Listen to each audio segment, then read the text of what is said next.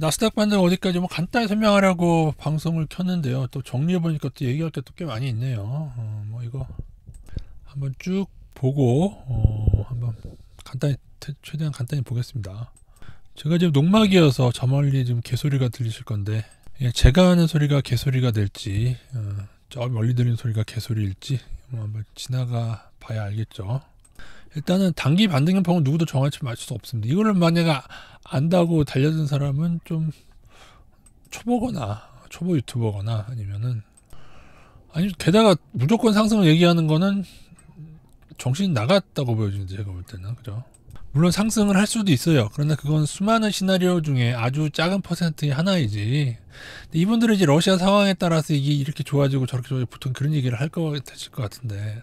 근데 여러분 여기서 지금 지수가 30% 나스닥이 30% 넘게 33%인가 하여튼 정확히 모르겠는데 넘게 떨어졌어요. 고점 대비 저점이. 이후에 여러분 30%를 넘게 올라도 고점을 회복 안 돼요. 앞으로 30%가 넘어도 그건 반등이지 상승을 얘기하려면 16,000선을 넘어야지 그 이후에 상승을 얘기할 수 있는 겁니다. 차트적으로는요. 얼마든지 14,000, 15,000까지 갔다가 다시금 꼬라박는 경우도 많다. 그것이 패턴이다. 그래서 패턴을 많이 보여드릴 예정이고요. 이거죠.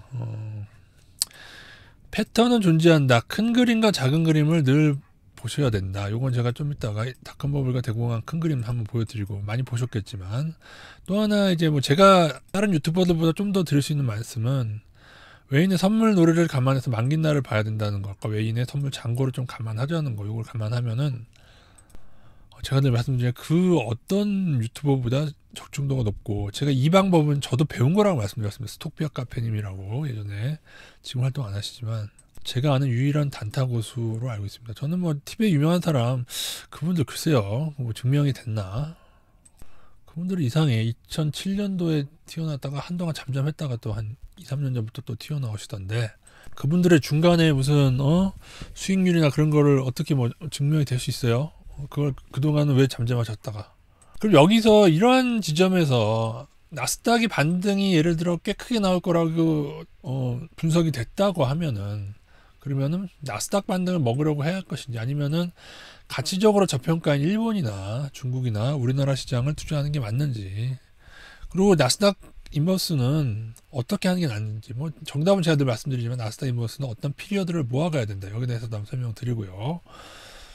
그리고 선물놀이 측면에서 볼 때는 토토라고 하는 것은 다수의 반대 방향으로 유도를 해야지 오로지 월가는 모든 걸 다 좌지우지할 수 있기 때문에 요거 하나만 보고 있습니다. 개미들이 어떤 방향으로 할 건지. 근데 요즘에 이제 CNBC 뉴스 보면은 제레미 그랜선도 많이 나오고 경고에 대한 것도 이제 조금 먹히고 있어요. 그동안은 뭐 콧방귀도 오른 동안 원래 경고는 콧방귀도 안 끼다가 하락하고 난 콧방귀를 끼게 되는데 지금 하방 투자하는 개미들 그리고 나스닥을 이제 빠져나오는 개미들이 많아질 것이 그러면은 반드시 반등이 나옵니다. 그거 생각하셔야 돼.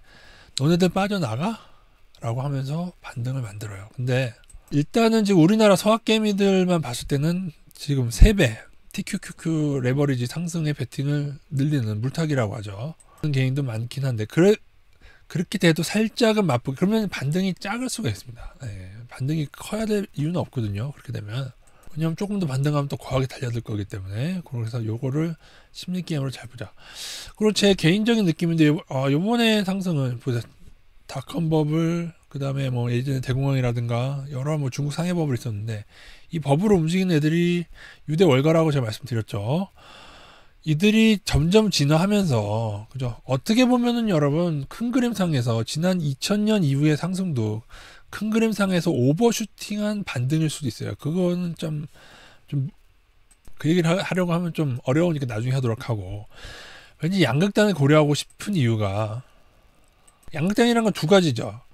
닷컴버블이나 대공황 때보다 상당히 큰 반등이 나오는 경우 이거는 거의 고점까지 왔다리 갔다리 하는 겁니다. 이게 사실 2007년도에 단기에 나오긴 했었는데 이게 불가능한 것 같아도 그러니까 문제는 월가의 애플의 물량이 얼마가 매도가 나왔느냐가 사실은 중요합니다. 얘네도 매집이 풀리고 꽤 많이 매도했으면은 좌지우지하는데 좀 힘들 거고 여전히 월가가 애플을 많이 가지고 있다면은 애플을 어떻게 애플이 오르면은 나스닥 지수는 시총상이 따라 오를 수는 있는데 그런데 애플을 제외한 이제 다른 종목들에는 조금 많이 빠져나간 정황도 있어서 그래도 이거는 꼭 제가 고려는 하고 있습니다. 그리고 또 하나는 제가 선물시장 거래소에서 일어나는 일을 말씀드리면서 거래소와 월가가 유착된 관계가 좀 보인다고 말씀드렸죠. 그러니까는 여전히 무차입 공매수를 이용한 상승 조작이 단기로는 가능하다고 저는 보여지거든요. 우리나라에서 일어나는 일들을 봤을 때요. JP모건이나 골드만삭스가 우리나라에서 했던 무차입 공매도라고 해서 말도 안 되는 시세 조작형 하락이 있었어요. 하물며 본국인 미국에는 그러지 않겠나 그걸 생각하셔야 될 것 같고, 또 하나 양극단이라고 한 얘기는 여기가 반등이 시작된 지점이 아니고 잠깐 반등하고 진짜 쥐꼬리만큼 반등하고 더 큰 폭의 하락해서 1차 하락이 아직 끝난 게 아니라 더 마이너스 40% 지금 30%에서 마이너스 40%대까지 아니면 아싸리 마이너스 50%까지 이거는 양극단. 이렇게 되면 아까 말씀드린 오히려 지금 2000년 이후의 상승이 오히려 반등 개념이고 거의 끝까지 한번 떨어져주는, 그래도 끝까지는 아니겠지만 꽤 많이, 그러면은 9,000선 한번 왔다 갔다 하는 정도까지, 이것도 이 두 극단을 꼭 저는 생각하고 싶습니다. 제레미 그랜섬이 한 얘기 중에서 종목별 나눠지는 하락, 예를 들면 지금도 일어나는 현상 보면은 러셀 2000 중소형주 먼저 확 그죠 떨어졌고, 아크에서 버블이 큰 종목 먼저 떨어지는데 전체적으로 애플이나 다른 종목들 위주로는, 그러니까 이게 2000년도 닷컴 버블 때도 있었나 봐요. 저 잘 모르는데 제레미 그랜섬이 올해 초에 경고한 게 이것 때문에 그랬다고 해요. 애플이나 대형주들은 그때도 이렇게 돌아치면서 급락을 만들었나 봅니다. 그래서 제레미 그랜섬이 또 확신을 가지고 올해 초에 경고를 했다. 그럼 잠시 차트를 가지고 여기에 대한 걸 몇 가지만 설명드리고 이후에 대응은 간단한데 왜 반등을 먹기가 어려운지 잠깐만 알려드리겠습니다. 제가 긴 그림 먼저 보자고 했죠. 큰 그림 상해를 알아두셔야 되는데 닷컴 버블에서 나스닥이 마이너스 80% 지수가 5,000에서 2,000까지 마이너스 80% 당하는 동안 큰 그림 상에서는 전형적인 버블에 우리가 늘 장폴 교수를 통해서 보여드리는 이렇게 하다가 반등하고 이렇게 꼬라박는 전형적인 패턴이죠. 이게 사실은 대공황 때도 이랬고, 여기 그러니까 스탠다드한 겁니다. 1번의 위치를 2번이 넘지 못하고 하는 게 이게 스탠다드인데, 변이된 패턴은 제가 이렇게 하면 쌍봉, 이렇게 넘고 꼬라박는 경우도 간혹 있어요. 개별적으로, 개별 종목 가운데. 이런 경우에는 짝봉, 이렇게 말씀을 드렸습니다. 대공황 같은 경우에도 이렇게 오르다가 한번 이렇게 전형적인 패턴. 이건 단기로의 모습이고, 닷컴 버블은 단기로 조금, 이것도 단기는 아니겠구나. 이것도 중장기. 그러니까 이것도 긴 그림상에서 이렇게 된 거고, 요게 3년이 조금 안 됩니다. 스탠다드 모습을 기억하셔야 돼요. 스탠다드 하다고 하는 것은 이러한 확률이 가장 높다라고 보시면 되는 것 같고요. 보통은 고점과 저점에서 절반보다 조금 못 가는 경우가 많은데, 그렇게 계산하면 대략 스탠다드를 알아두시고요. 슈퍼버블 EP1 못 보신 분들은 제가 이 지수랑 나스닥 지수를 비교를 한번 해드렸습니다. 굉장히 상당한 싱크로이기 때문에 이거 한번 보시면은 도움이 되실 겁니다. 얼마 전에 올렸던 영상입니다. 전형적으로 말씀드리면, 예전에는 말씀드렸다시피 뭐 화투에 있어서 화투의 소나무 그림이 이렇게 생기지 않았습니까? 전 이게 소나무 그림인지 몰랐는데, 그죠? 이런 식으로, 그죠?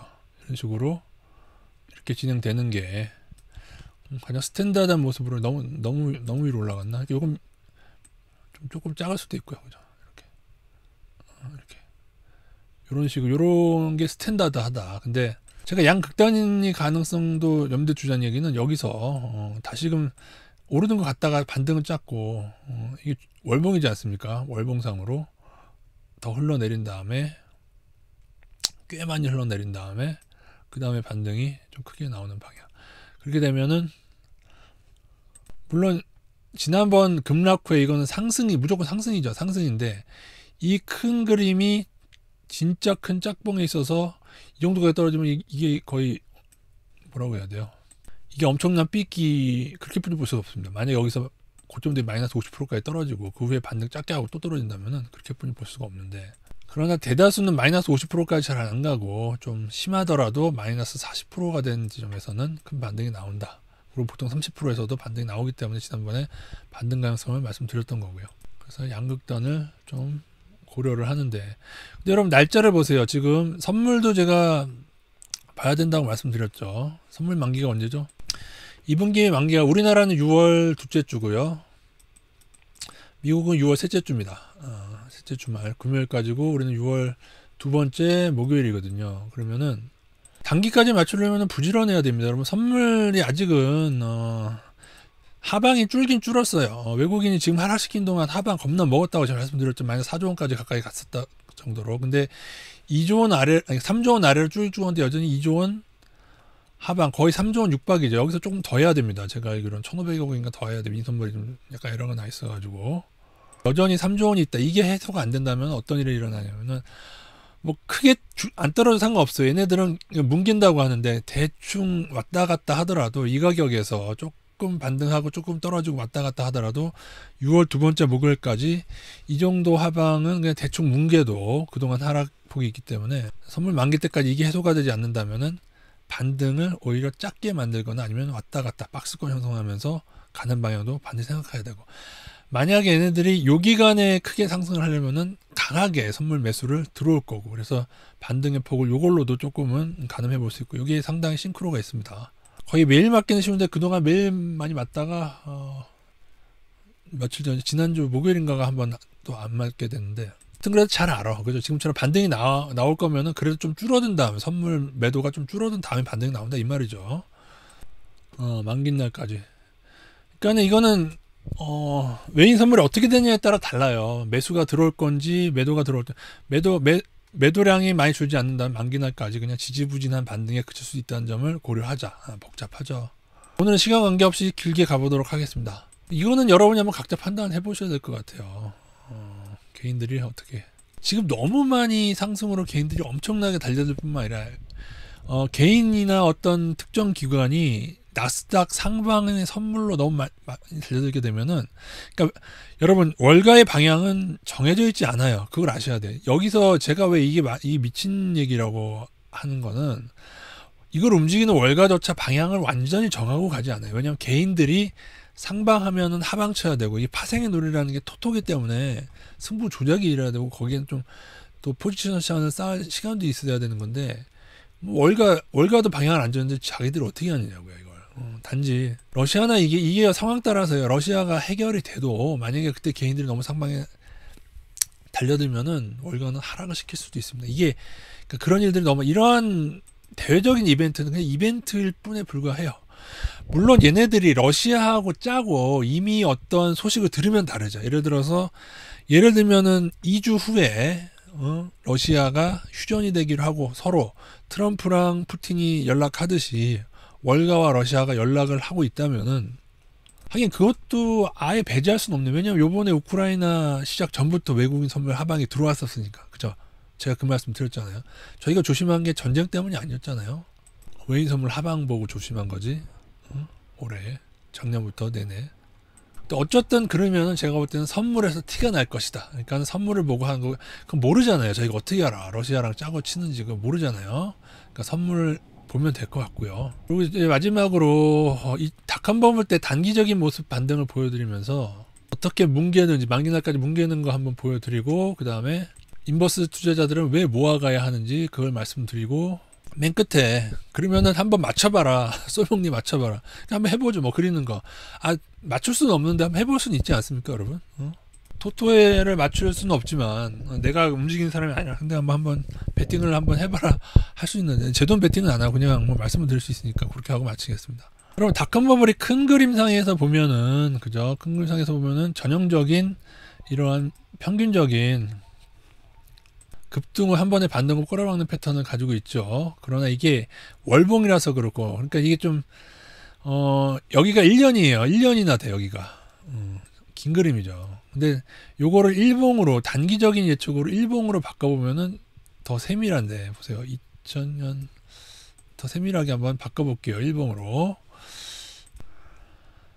제가 1년의 기간, 여기가 1년을 늘려봤을 때 어떤 일이 벌어지냐면은, 큰 그림상은 아까 이렇게 해서 이렇게 떨어졌다고 말씀드렸는데, 단기를 보게 되면 어쩌냐면은 반등이 시작 전에도 여러 번을 누릅니다. 여러 번. 그러니까는 잘 보세요. 지금이 여기 위치일 수도 있고요. 여기일 수도 있다는 거예요. 여기. 뭉긴다는 만약에 6월 둘째 주나 셋째 주까지 얘네가 그냥 대충 뭉개려고 한다면은 이렇게 뭉개면 돼요. 왔다 갔다 하면서 뭉개다가 본격 반등은 다음 분기처럼 한다. 그러면은 요때 세 번째 주부터 이렇게 본격 반등 이렇게 할 수 있어요. 이게 꽤 큽니다. 여기서부터 여기까지 50%였어요. 그 당시에도. 그리고 반등도 여러분 한 번 하고 이렇게 닷컴버블이 절대로 여러분 쉽게 한 번 반등 나오고 이렇게 흘러내는 게 아니고 이 세세적으로 보면 이게 두 번이 나왔어요. 두 번. 그러니까 요거를 반드시 요것도 잘 생각해 두세요. 지금도 뭉개서 한 번 더 떨어지다가 반등이 크게 나오는데 그것도 두 번 하고 떨어진다. 그러니까는 반등에 취하면 여기서 빠져나갈 길은 없어요, 여러분. 반등이 굉장히 여러 번 나오고 하락하는 중에도 반등이 나오고 또 중간중간에도 큰 반등이 나오기 때문에 누가 이것을 5천에서 2천까지 마이너스 80%가 불과 1년 반 만에 1년 만이죠. 1년 만에 떨어질 줄 누가 알았겠냐 이겁니다. 다시요. 여러분 지금 나스닥 30% 떨어졌다고 죽겠다고 하시잖아요. 이때는 나스닥이 1년 안에 마이너스 80%가 떨어졌습니다. 근데 인버스 투자자들은 제가 뭐라고 하면은 피리어드를 이걸 다 모아가셔야 돼요. 본격 폭락 때까지. 여기 따지고 보면은 본격 하락은 여기 추세가 이쯤에서 나갑니다. 그래서 장기 추세 나갈 때를 따지면은 한 3천 후반이나 4천 선에서 여기서 인버스 올인이 가능한 거예요. 제가 늘 장기 추세 깨지면 인버스 올인한다고 말씀드렸죠. 왜 인버스를 올인하지 않냐? 여기서 인버스 올인하면 이걸 당하게 되고요. 여기서도 인버스 올인하면 또 반등 때 당하게 되고 한 번에 너무 들어가는 투자자들을 좌절시키기 위해서 반등이 나오는데 이 반등이 큰 경우도 있다. 반등의 패턴 여기서도 쌍봉에 그러니까는 여러분이 저를 따라서 보고 보다 보면 패턴들이 좀 익히는데 닷컴버블 때는 이러했다. 이거 이대로 되진 않겠지만 보시면 될 것 같고요. 그래서 어떻게 대응하냐면은 보통은 보시면은 여기 지금 26일선을 설정해놨는데 26일선을 떨어지는 동안 이렇게 하방 추세로 작용한 선을 하나 설정을 해놨고요. 26일 정도로 설정해놨고 그러면은 본격 반등은 요거 그러니까 간단히 말씀드리면 5일선이나 말씀드린 대로 쌍바닥을 봐서 반등을 들어갔다고 해도 21선이 깨지게 되면 다시금 조금 투자 비중을 줄이거나 인버스를 늘리는 일들을 피곤하게 좀 해야 됩니다. 왜냐하면 어떤 의미냐면요. 전형적인 패턴으로 간다고 가정을 하겠습니다. 하고 반등 후에 다시 떨어지는데 자 여기서 우리가 쌍바닥을 하다 어떤 지점을 잡아서 반등이 우리가 예상하고 5일선을 회복하면서 반등을 들어갔다고 칩시다. 어디까지 먹어야 되느냐? 다시 여기까지 와서 여기서 끊을 수 없잖아요. 그럼 반등을 먹는 이유가 없기 때문에 중간에 여기서 끊어주는 겁니다. 이쯤에서 끊어줘야 돼요. 대각으로 끊어줘야 된다는 거죠. 이쯤에서 끊어서 먹어야 된다는 거죠. 이렇게. 이후에 손절 라인은 반등 후에 하락할 때 여기서 끊어줘야 하는 게 유리하다는 거죠. 그죠? 보통은 반등 후에 21선이 중요해요. 보통은 이쯤에서 21선이 깨지기 때문에 이후에는 21선과 11선 깨질 때마다 반등 후에는 다시 줄어간 전략이 있는데 그러나 아까처럼 닷컴버블처럼 진행하게 된다면은 21선을 깼다가 회복하다를 반복을 하죠. 요걸 깼다 회복하다 반복해서 잘 안 되는 경우가 있어요. 그래도 끝까지 조절을 하면은 여기에서라도 그죠? 여기 21선 여기서 깨졌을 때 자 보세요. 깼다가 회복했다가 다시 했다고 해도 끝까지 조절해서 21선을 반등 후에 조심을 하게 되면은 여기에서라도 이 지점에서라도 끊고 나머지 하락은 안 당할 수 있다. 그렇게 보시면 될 것 같습니다. 사실은 빨간선 설정을 조금 여유있게 하나를 해주는 것도 좋아요. 빨간선으로. 그러니까 이거는 나중에 이제 제가는 다 해드릴 텐데 복잡합니다. 복잡해요. 그래서 뭐예요? 복잡하게 하지 말고 고평가 반등을 먹으려 할 게 아니고 물리신 분은 반등 때 줄여서 나스닥을 줄여서 저평가인 중국 일본 저평가잖아요. 테슬라 말고 도요타 투자해야죠, 여러분. 일본이나 중국이나 한국으로 바꾸는 게 맞다. 그게 고평가에 대한 우리의 자세다.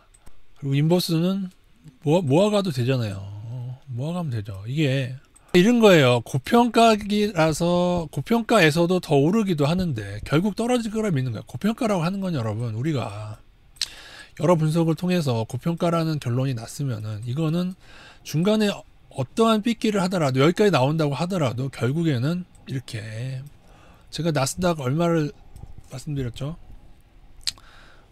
나중에 금융위기 오고 어쩌면은 제가 6천 깨고 5천대가 올 수도 있다고 말씀을 드렸잖아요. 그죠? 컨버블만큼 많이 하락하진 않겠지만, 실적도 좋아지고 해서 그렇게까지 하락은 않겠지만 6천선은 한번 깰 수 있다고 말씀드렸잖아요. 그렇게 되리라고 본다면 여기서 굳이 뭐 놀지 마세요. 왜냐하면은 반등이 이렇게 나오고 떨어지는 경우도 있지만은 여기 위치라면은 잠깐 반등 나오고 또 떨어지고 이럴 수가 있다는 것이죠. 그래서 닷컴버블 때는 닷컴버블 잘 보셔야 되는 게 닷컴버블 때는 고점 대비 1차 하락이 마이너스 몇 프로입니까? 40%가 더 됐어요. 그러니까 마이너스 30% 됐다고 들어갔는데 또 하락을 당합니다. 그래서 마이너스 40%까지 떨어지는 이 형태를 양극단을 생각하시는 분은 한 번은 요걸 염두에 둬라. 물론 닷컴버블이 원탑이죠. 버블로는 지금 버블보다 더하다고 저는 생각해요. 물론 버핏 지수는 지금이 닷컴버블보다는 없지만 PER 10년 PER로 보면은 지금이 대공황 버블보다는 큽니다. 그러나 작년에 실적이 되고 좋아진 거, 작년 재작년 실적을 감안해서 그걸 감안하면은 대공황 버블하고 비슷하거나 조금 낮거나 그럴 것 같아요. 근데 물론 예전처럼 작년과 재작년 실적을 나스닥 기술주들이 부풀렸다. 그러면 다르죠. 그러면 대공황 버블보다 높은 거고요. 근데 우물한 것은 대공황 때도 다우지수가 80% 넘게 하락했잖아요. 87%인가 88% 폭락을 했죠. 그러니까 이 의미는 여러분, 어떠한 금융의 충격이 가해지게 되면은 너무 급등한 애들은 본연의 가치보다 더 떨어진다는 거예요. 대공황 때 마이너스 80%나 80% 넘게 하락한 게 다우지수가, 그게 거기가 적정 가격이 아니에요. 적정 가격보다 이하로 떨어진 거예요.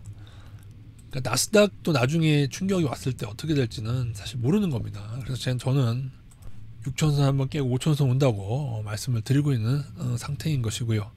자, 요것만 봐도 복잡하죠. 여러분 머릿속에는 요거 하나만 담기도 부족한데, 저 같은 경우는 버블만은 연구를 많이 해보다 보니까 이거보다도 이게 뭐예요? 10개가 뭐예요? 20개가 넘는 반등 패턴이 있고, 그거를 다 감안을 하고 고려를 해야 된다는 것이죠. 그러니까 그래서 빠져나오지도 못해요. 결국 나스닥 지금 추가 매수한 사람 못 빠져나와요. 얘네들이 보통 애들이에요. 못 빠져나온다는 것이죠. 극단에 대해서 한번 설명을 드리고, 일단 긴 그림으로 봤을 때 나스닥이 이 위치에 와 있거든요. 그래서 여기서 닷컴버블처럼 좀 더 아싸리 더 떨어져서 마이너스 40%면 4일에서 46, 24, 1만선까지죠. 여기까지도 떨어지고, 아니면은 안 보던 일이 벌어지려면은 여기서 반등이 진짜 작고, 여기서 만선 한번 깨고, 거의 반타작까지 하면 9천 봐야 되는데, 이것도 염두에 두겠습니다. 그러고 나서 반등이, 그러면 고점까지 못 갈 거고, 큰 그림상에서 이렇게 무너지는 패턴 하나, 요거 양극단 생각한다고 말씀드렸어요. 감안을 하자, 이렇게 꼭 된다는 게 아니고.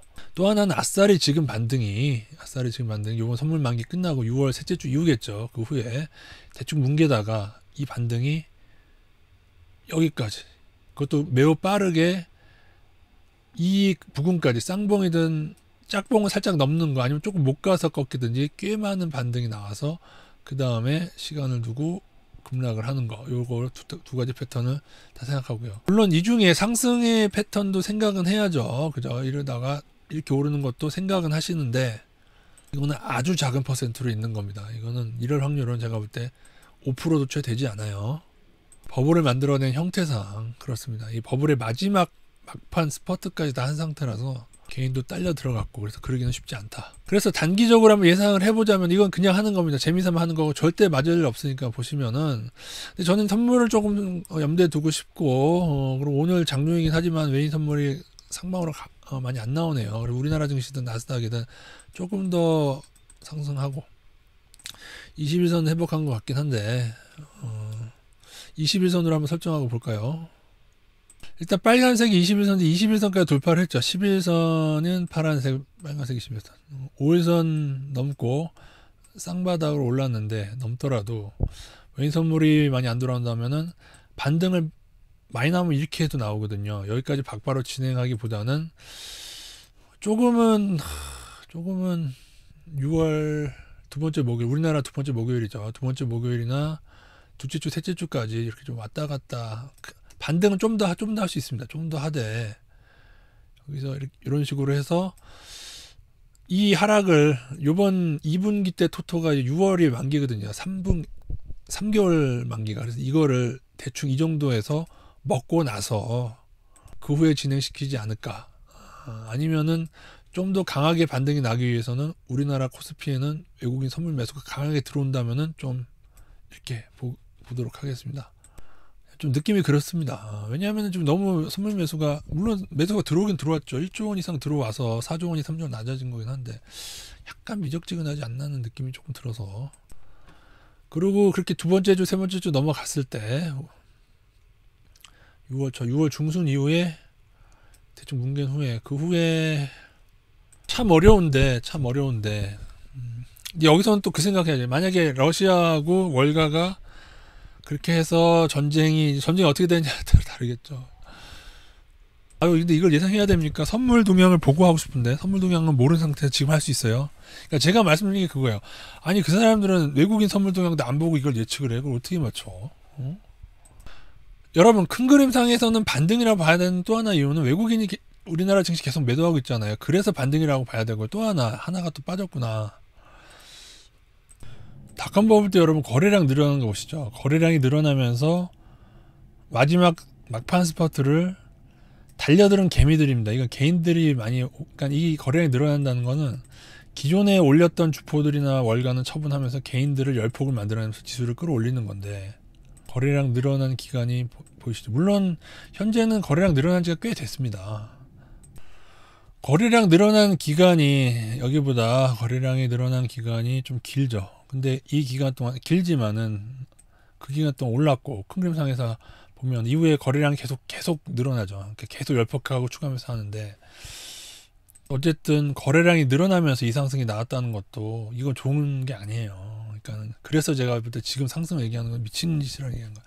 반등이 크더라도 나중에 하락을 반드시 염두에 둬야 되는 시점이 되겠습니다. 맞추지 못할 거를 마지막으로 이어가면 절대 이렇게 생각하지 마시고요. 저는 그러니까 예측은 무의미해요. 대응하는 것 뿐이에요. 나중에 이러한 21선이나 어떤 이평선을 깨면은 다시 조심을 할 거고요. 저희가 반등을 지금 탔어요. 인버스 줄였어요. 줄이라고 말씀으로 줄였잖아요. 줄인 다음에 반등을 탔어요. 이후 21선 깨지면 저희는 인버스 다시 늘릴 거예요. 그냥 그런 대응일 거죠. 그렇게 하기 복잡하면 인버스를 모아가라, 그 말씀 드렸고요.